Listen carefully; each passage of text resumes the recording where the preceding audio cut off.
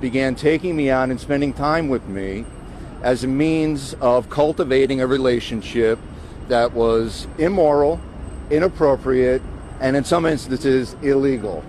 We consumed a lot of alcohol together. He took me to a lot of movies, and some of those movies included the anal rape of young boys.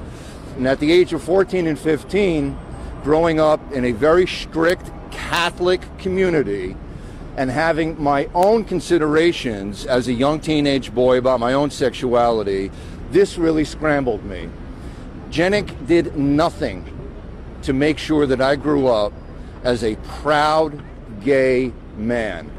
He made sure to scramble my brain as much as possible with alcohol and with immoral behavior so that I could not stand here today to tell you this story.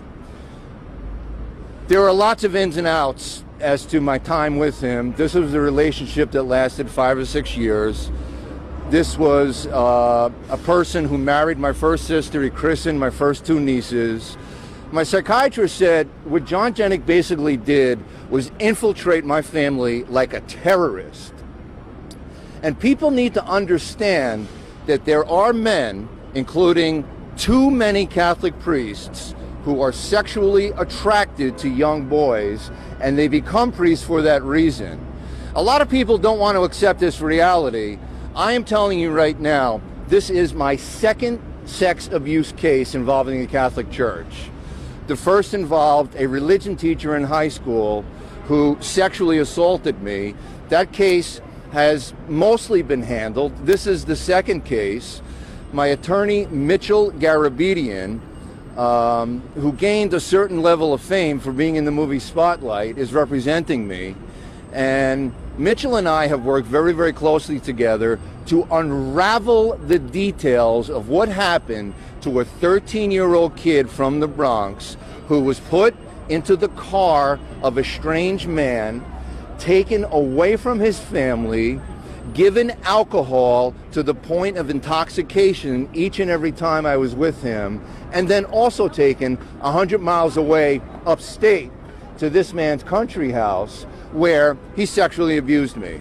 We are talking about a disturbed and dangerous man who has no business being around young boys. Cardinal Dolan did the right thing by stripping Jenik of his position and making sure that he's not around young boys. But Dolan has not done enough. Dolan needs to get on board with people like us who know what we're doing. We're fighting the fight. He needs to get on board with Albany and make sure that laws are passed so that people are held responsible for the crimes that they committed. There are more guys out there like me. There are guys in bad shape who need help. And I tell them, move towards the light. Move an inch. Move a centimeter. We'll come for you. We will rescue you.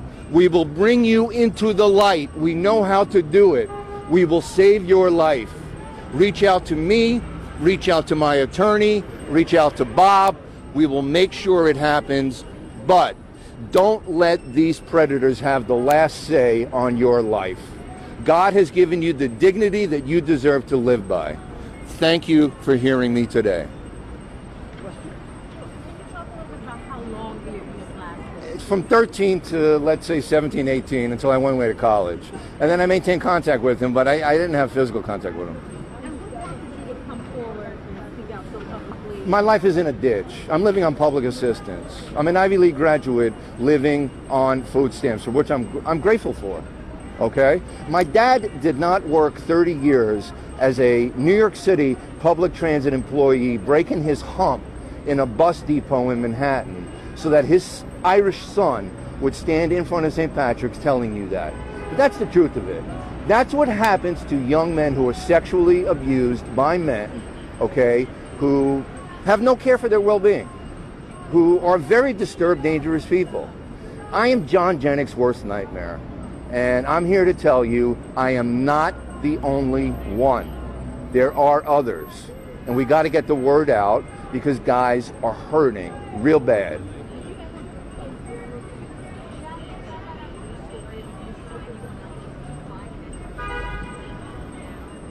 Yeah, you guys know me as a former reporter. I was an editor at Gay City News for a number of years. I wrote stories on priest abuse. I was reporting stories similar to mine on these guys who had brutally violated, young boys and had gotten away with it. The church let them walk away. And I was a reporter at the New York Times. I worked behind the scenes for years to make sure that Jenik wasn't getting any more ink about being the bulletproof priest who was ending prostitution and drug abuse in my old neighborhood. He no more ended drug abuse in my old neighborhood than he stopped the sun from rising. And the press was giving him ink on that. And I had conversations with reporters. I said, look, I was in a car with this guy when I was 14 years old, getting bombed, okay? And this man has no more ended drug abuse than he made sure that I was safe and taken care of. His motto as a bishop has been, defend the poor and needy. Well, guess what? I came from a poor Irish family in the Bronx. He didn't defend me. He offended me. He violated my rights. And he needs help. Hi. So you told reporters from the New York Times that you've been abused by Father Jenik and they didn't follow up on it? That's not what I said. Okay, Who are you and where are you with? Paul Eli with the New Yorker. With the what? With the New Yorker. Oh, that's not what I said. Okay, what did you tell them? What did I tell whom? What's your question? You said that you worked behind the scenes to make sure that reporters from the New York Times knew that Father Jenik was not working against... For years I worked as a reporter, and for years I had informal conversations with people such as who we see here today and informed them as to what had happened. Thank you. You're welcome. Can you talk a bit about your emotional journey over the years? What you said it's meant for you, how you wrestled with this? I've gotten good treatment. I'm in pretty comprehensive psychiatric treatment. I've been treated for severe abuse.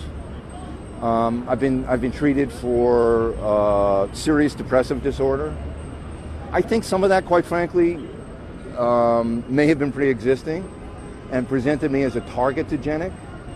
I'm also a former dean at a high school in New York City. So I worked with at-risk kids for a long time, and you see how predators target kids. A kid who was wrestling with the issues I wrestled with, who had mood swings, who came from a family where there were, economic struggles, and, my dad had serious medical issues. You're a target. And guys move in on you.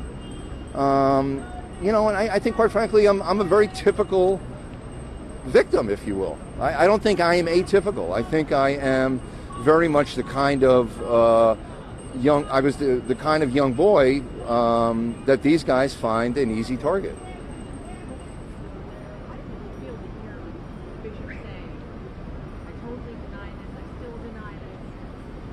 He has a problem. A man who does not recognize the extent to which he engaged in such inappropriate behavior is a disturbed person who is a danger to young boys. What do you have to say about Jenik saying pray for victims? You know what? We've had enough prayers.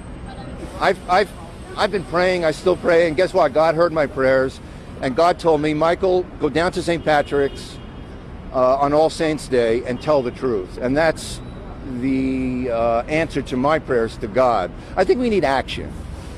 I think we need to put men in prison who rape young boys. I think we need to make sure that men who want to infiltrate the priesthood in order to have access to young boys are stopped. And I think we need to take care of the thousands and thousands of other men out there, just like me, who have been victimized by predators who were enabled by the church to do so.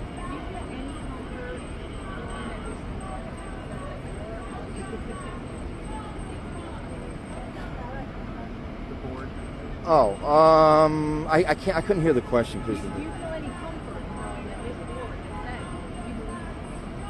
said I thank Cardinal Dolan for acting swiftly after the second meeting of myself and my attorney with representatives from the Archdiocese in order to explain what happened. Dolan acted very swiftly within a week after.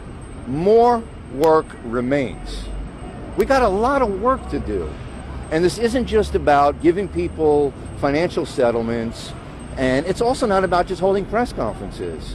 We got to do the dirty work of getting people out of darkened cellars where, you know, their lives have been derailed by sexual abuse. And if that isn't what Christ meant, then what is the message? I mean, what are we doing with all of the church's money if we are not going out and rescuing people's lives? Because disturbed, dangerous men decided they wanted sexual contact with them when they were little boys.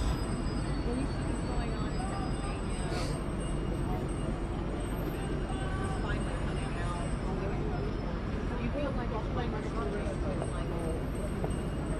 of sort of silent?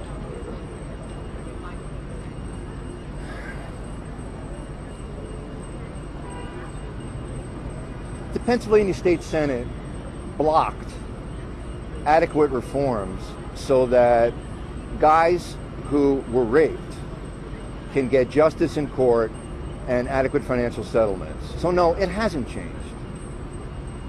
And here in New York, Cardinal Dolan has stated that he would rather not change the laws, but set up an independent compensation program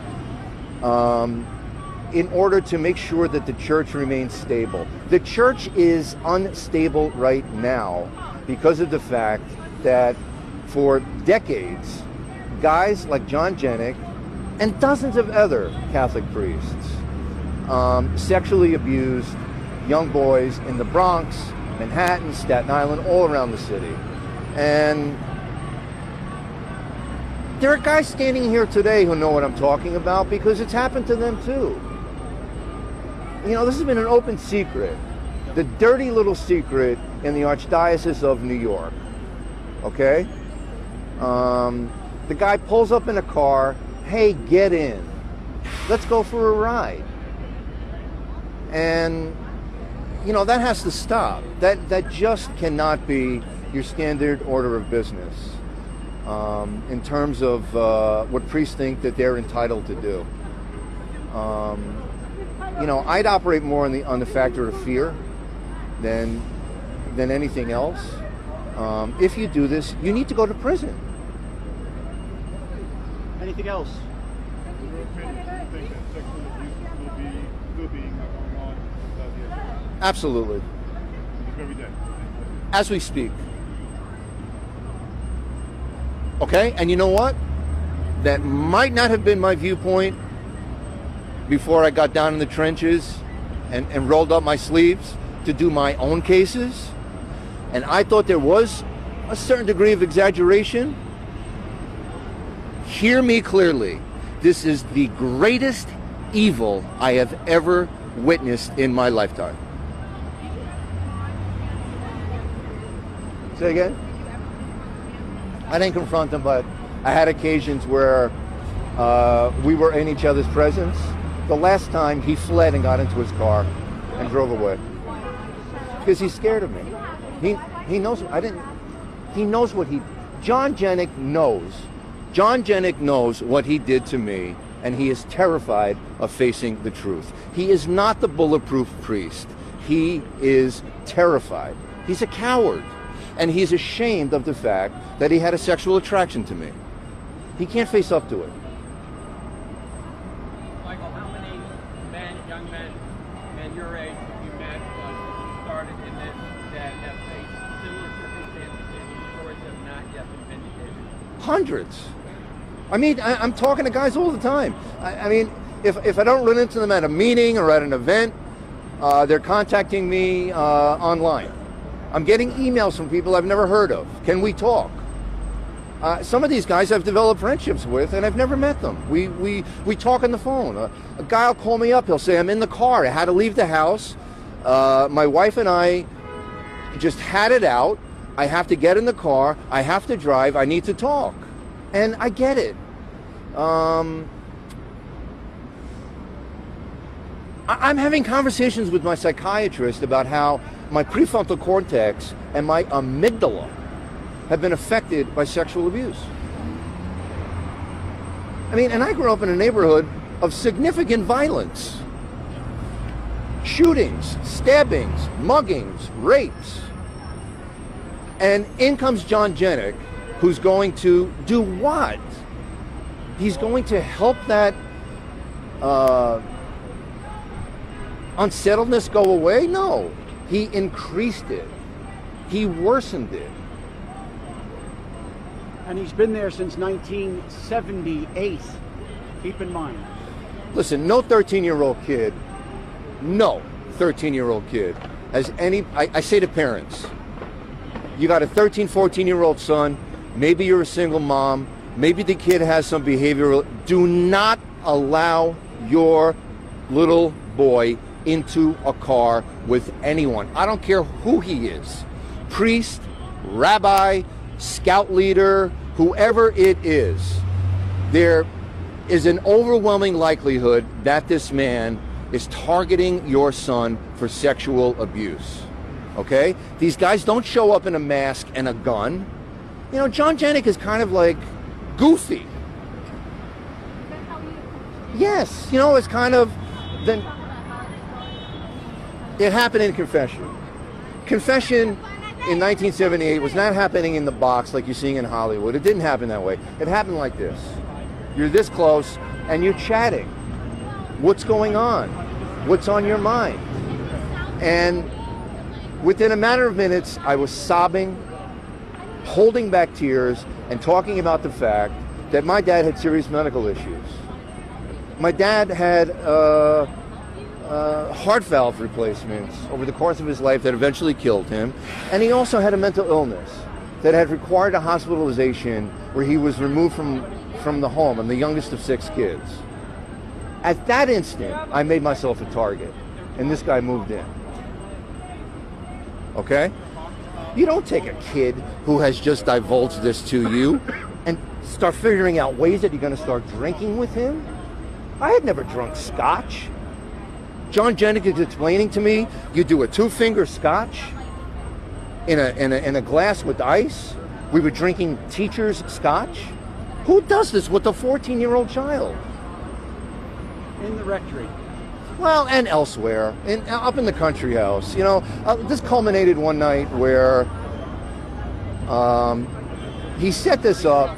He had a 30-year-old nephew who died, tragically. He set it up that I was brought up there with him and his brother and sister-in-law. We never slept together, but this night we did. He had me in the bed with him alone.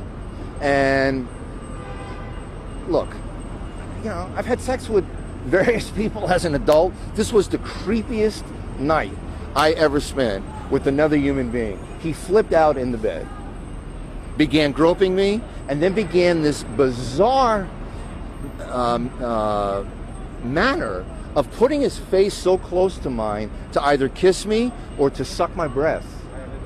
And I had conversations for months with my attorney about this. How close was he? Did he kiss you? Did he touch you? Where did he touch you? How did you feel? You know, it takes a lot of work to reconstruct this. And then he lied down next to me in the dark, 100 miles away from home, and put his head on my shoulder. And I remember thinking at 15, if this guy makes a move for my private areas, I'm going to have to get out of here. This guy he's going through some kind of a crack up. And I'm going to have to take measures to protect myself because this guy is dangerous.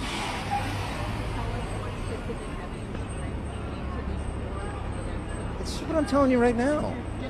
Listen, I spoke for hours. I met with them probably for a total of 6 hours. Okay? Cognitively, there's nothing wrong with my brain. This is the brain that got me into Brown University. All right? So I'm able to tell a story. I was also able to do that as a reporter. And I have spent years reconstructing the narrative. And when they heard it, they were shocked. They were shocked that they had a guy on the payroll who had behaved this way. This is a disturbed man with a dangerous predilection for young boys. He can't be around young boys. Why don't we take one more question? Are there any others? Do you have an idea of when you're 13 to 17 that might happen? That you said I was 15. 15. This is after the movies where I've been exposed to watching boys be anally raped. I can tell you the movies. You know, I mean, it was like soft porn. What am I doing in a movie theater in Manhattan? I'm a kid from the Bronx. Why am I not with my peers hanging out, playing stickball? Why is this guy pulling up in a car, getting me in the car, and taking me to a movie where I'm watching boys be anally raped? And then we don't even discuss it. We just go drink. I mean, what is that? As the dean of students at a high school in the Bronx, okay, had a child come in and told me that, I was mandated as a reporter, okay, to alert authorities.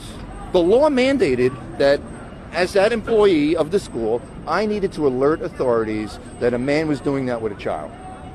And Jenik thinks that he was just going to, like, you know, this was just going to all go under the bridge. It didn't go under the bridge. Here we are in front of St. Patrick's Cathedral talking about the fact that John Jenik was taking me to movies where boys are being anally raped. Thank you very much for coming. Thank you. Any follow-ups? I'm here. Oh, you want to, I can give you, I don't have any press release to give you. You don't have motivation for speaking out. TSOL.